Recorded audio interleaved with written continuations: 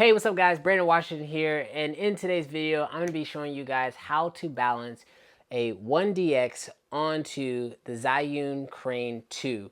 Also, I'm going to be giving you guys some test footage that I got with it and telling you guys my first initial thoughts around this gimbal. This is actually the first one-handed gimbal I've ever owned, except if you count like a glide cam. But other than that, I'm going to be showing you guys how to balance this thing for sure, and tell you guys a couple little hacks and tricks on how you can get the best use out of this gimbal.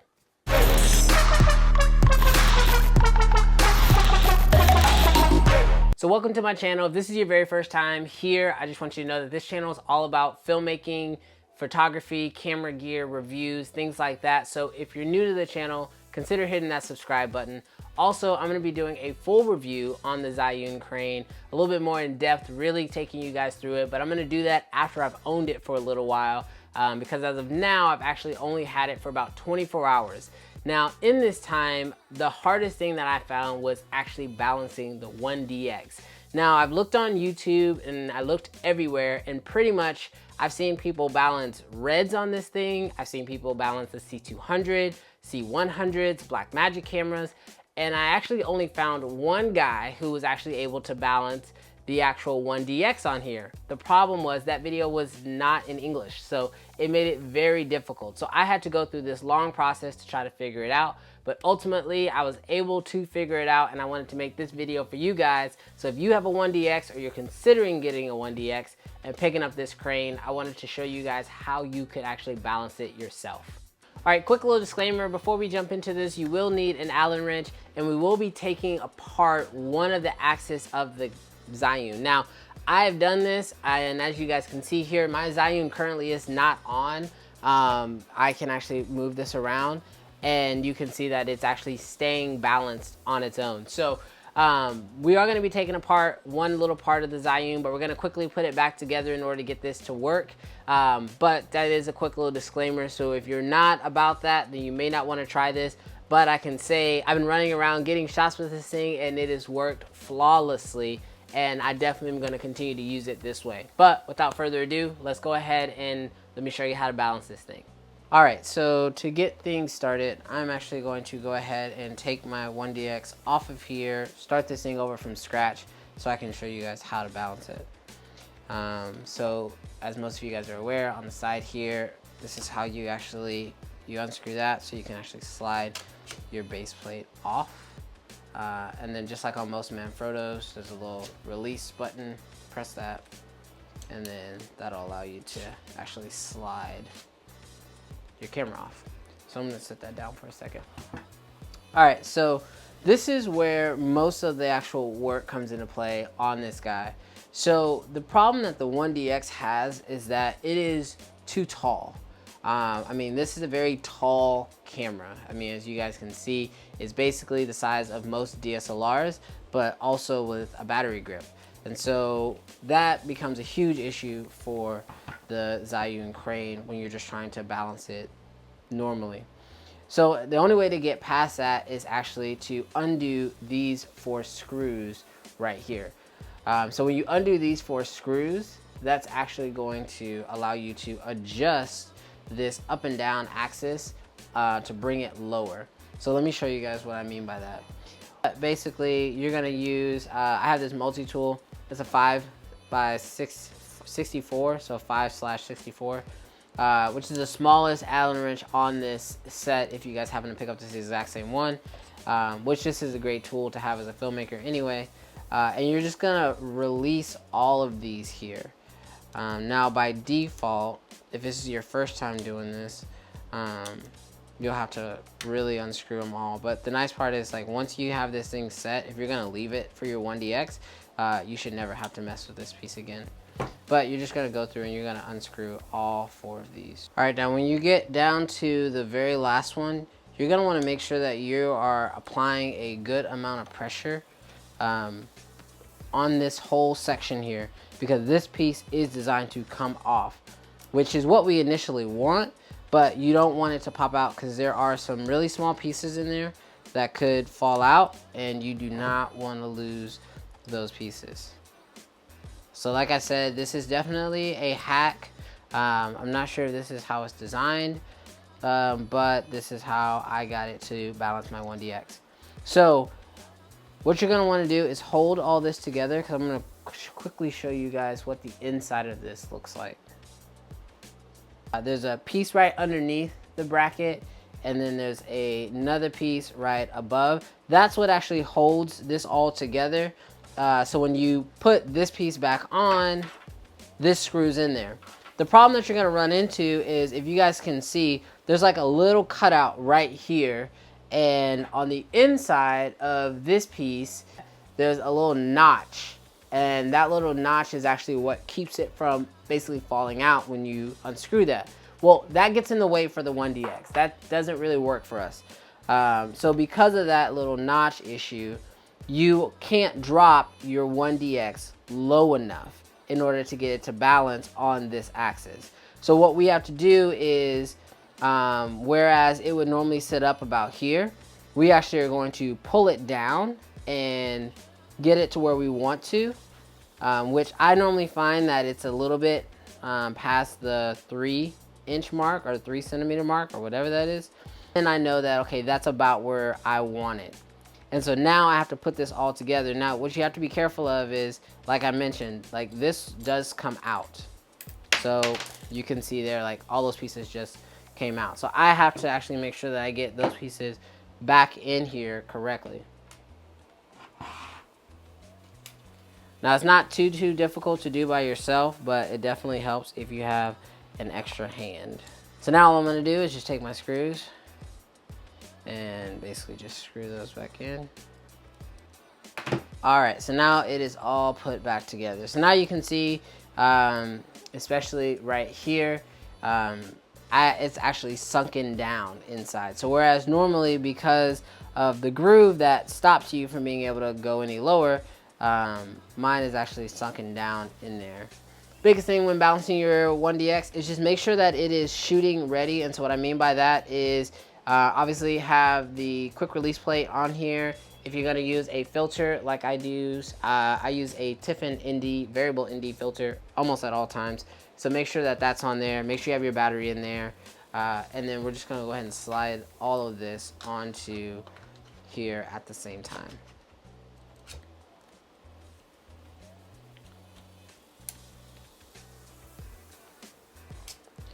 Now, the very first axis that I normally like to balance is my forward back axis. So basically, if my camera starts to tilt back, I'm just gonna slide it a little bit forward here. And I'm doing all this before I lock down the quick release plate. So now you'll see that it's falling forward a bit. And so you basically keep doing that till you find that center of gravity. So now you can see my 1DX is sitting perfectly still. Now, because most of my other axes are already balanced, you'll see that it's not actually falling left or right. But just like with any other gimbal, if you do find that it's falling like to the left or the right, you're just gonna offset that. So like, for example, I'll mess this up for you guys. So like right now you can see that my 1DX is falling hard to the left. So I'm just going to go ahead and push that over to the right. And so I can see it's still slightly falling. So I'm gonna push just a little bit more. And remember, less is definitely more here. And so now you'll see it's not falling whatsoever. All right, the last axis that you guys are gonna need to balance is this axis down here at the very bottom. And I'm sorry guys, I don't know the technical terms. I just know how to make them work. So this axis right down here, the way you balance this on the Zhiyun is you actually hold your Zhiyun out. And basically the way you want it, no matter how your camera is, you want this to be parallel to the ground. And so the way you do that is by actually adjusting this bottom piece here. So I'm gonna mess mine up again for you guys, just so you can see. So you'll see like right now, if I hold this out, it shoots up. It's not parallel. This top bar is not parallel. And so again, just like on all the other axes, if something is wrong, you just push it the opposite direction until you find that perfect spot. So you'll see that now, okay, it's still going up, but now it's at more of an angle. So it lets me know I'm moving in the right direction. I just need to go a little bit further.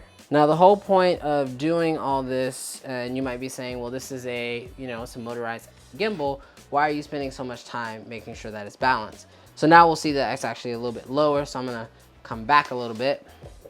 The reason why you want to do all this is because you want to make sure that your motors are not working harder than they have to, especially when you are trying to balance a 1DX on this guy. So you guys can see now that it is pretty much parallel to the ground. So the whole point of doing all this balancing is to make sure that you are getting it as close to balance as possible. Now, when it is balanced, you should be able to just put it in one spot and it should be able to stay in that space without doing too much tilting. And so, like, as you guys can see there, it is still tilting a little bit to the left, so it lets me know I still need to do some minor tweaks. All right, so now you guys can see I have this guy completely balanced, and now I can go ahead and turn it on, and then my Zhiyun will go ahead and show itself as being balanced. Now I can pick it up and use it, turn it around, do whatever I need to. I am now basically good to go. A couple quick little things. Once you get this on here, I do recommend you going into the motors and turning those on to high, as well as sensitivity. I turn that up to high as well, so that way the motors are knowing that they are working with a heavier camera. So just keep that in mind when you're doing this, but other than that, you're all set. All right, so now that we got the Zhiyun crane all nice and balanced, I want to show you guys a couple of the test shots I was able to actually get with it. Now, in order to get these shots, what I actually did, because I've always wanted to do this with a stabilizer, and with my Ronin, I've never felt comfortable enough to do this. I actually took my gimbal and my 1DX, and I actually rode my skateboard. And this allowed me to get some really cool dolly shots, or dolly type shots, and to get some really cool tracking shots. Now, in order to get this, I actually used my son as a subject. And you're gonna be able to see here in these test footage that this, I mean, it's doing a phenomenal job at keeping a very steady, smooth shot. I was extremely excited with the way that these turned out, and I legitimately can't even say it enough. One-handed gimbals has been definitely a small camera's best friend for a very long time, and that's the one reason why I've never owned one. See, I personally am not a huge fan of mirrorless cameras. The batteries don't last very well, and then you primarily are looking at Sony or Panasonic, and I'm more of a Canon shooter. But now that we actually have a bigger gimbal that can actually support bigger cameras, I'm really, really excited. Now, as I mentioned before, I own a 1DX, and so because of that, I own a Ronin M. I also own a GlideCam XR Pro. I own a smaller GlideCam. It's not really a GlideCam. It's like a, it was my first one. It's like a off-brand. And I've used other, gimbals in the past. And this one probably has me the most excited. I think it's kind of that same thing like when I got my Mavic. Even though my Mavic's not my most, powerful drone, I love how portable and compact it is. And so when it comes to this guy, I love how small and portable and compact it is also. So I find myself actually probably gonna use this a lot more, probably even more so than I did with my, my Ronin M, but we'll see. So like I mentioned, this is just a short, or hopefully short, generic video just on how to really balance this thing with the 1DX, because I could not find any other videos on how to do that, and I wanted to make this video for you guys out there who want to try to do this.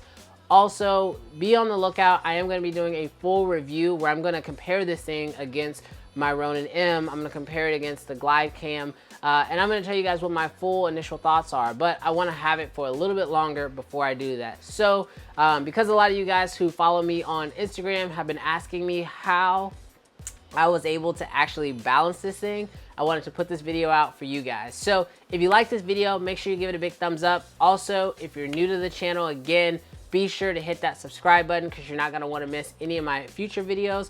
Also, if you guys have any questions for me, you can leave me comments down below, but the easiest way to get in touch with me is actually on my Instagram, and you can send me a DM right there, and I'm really good at getting back to you as long as you have like a reasonable question. Like a lot of people DM me and they just say hi. I don't normally respond to those, but if you have a question or you really want to have a conversation, send me a DM and I'll be sure to get back to you. But until next time, I'll catch you in the next video. Peace.